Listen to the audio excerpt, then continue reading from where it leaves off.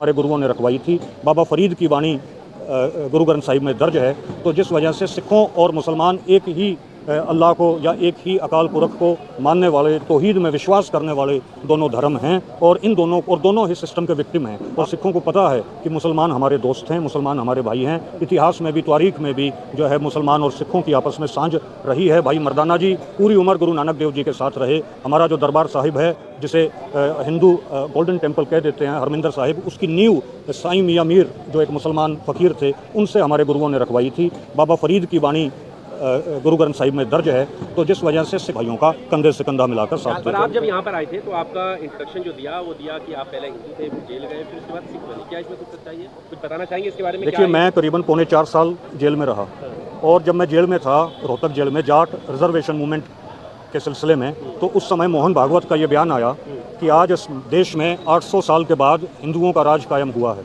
तो वहाँ मुझे एक बात समझ में आई कि जन्म तो मेरा भी हिंदू जाट परिवार में हुआ, तो मैं चूंकि हिंदू जाट परिवार में मेरा जन्म हुआ, तो एक हिंदुओं की सरकार ने, जो मोहन भागवत ये कह रहा है कि 800 साल के बाद आज इस देश में हिंदुओं का राज कायम हुआ है, तो इन्होंने फिर मुझे जेल में क्यों डाल दिया? इसका मतलब ये है कि ये लोग हमें जाटों को हिंदू नहीं मानते। जहाँ हमें मुसलमानों के खिलाफ लड़वाना हो वहाँ हम हिंदू हैं, जहाँ हमें सिखों के खिलाफ लड़वाना हो वहाँ हम हिंदू हैं, जहाँ हमें दलितों के शेड्यूल्ड कास्ट के खिलाफ लड़वाना हो वहाँ हम हिंदू हैं। लेकिन जब हम अपने हक अधिकारों और हक हकूक़ों की बात करेंगे, फिर वहाँ हम 35 बनाम एक हो जाते हैं, फिर वहाँ हम जाट हो जाते हैं या गुजर हो जाते हैं। जिस वजह से ये सवाल मेरे मन में आया, ये मेरे दिलो दिमाग में आया कि इस मुल्क में हिंदुओं की सरकार होने के बावजूद एक हिंदू परिवार में जन्म लेने वाले जाट को इन्होंने जेल में क्यों डाला।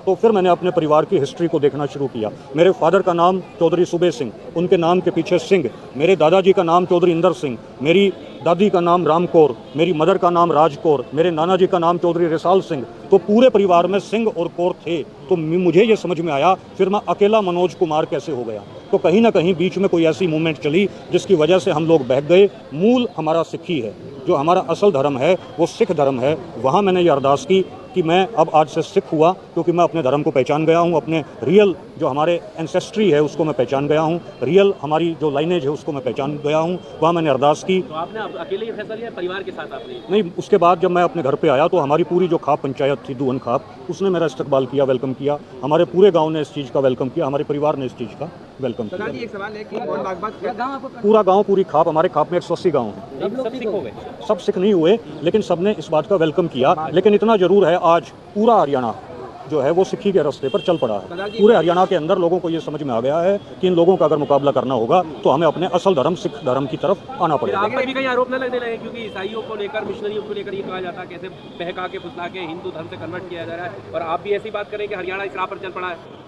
देखिए, आरोप प्रत्यारोप लगते रहेंगे, लेकिन जो गुरुओं का काफिला है वो इसी तरीके से आगे बढ़ता रहेगा। अंग्रेज जो थे उनको कहा जाता था कि वो पूरी दुनिया में उनका सूरज कभी अस्त नहीं होता, उनका सूरज भी अस्त हो गया। और मराठा एम्पायर भी एक बड़ा एम्पायर था, वो एम्पायर भी आज हमें देखने को नहीं मिल रहा। मुगल सत्ता भी एक बड़ी सत्ता थी, उसके भी आज हमें अवशेष नहीं मिल रहे। लेकिन गुरु नानक देव जी का बोया हुआ बीज जो है वो गुरुद्वारों के तौर पर और लंगर के तौर पर आज 150 देशों में फैल चुका है। वो जो गुरु नानक देव जी की लड़ाई थी मानवता की, वो आरोप प्रत्यारोप और विरोध होने के बाद भी और इतनी संघर्ष होने के बाद भी आगे बढ़ रही है। तो आरोप प्रत्यारोपों से हम डरने वाले नहीं हैं।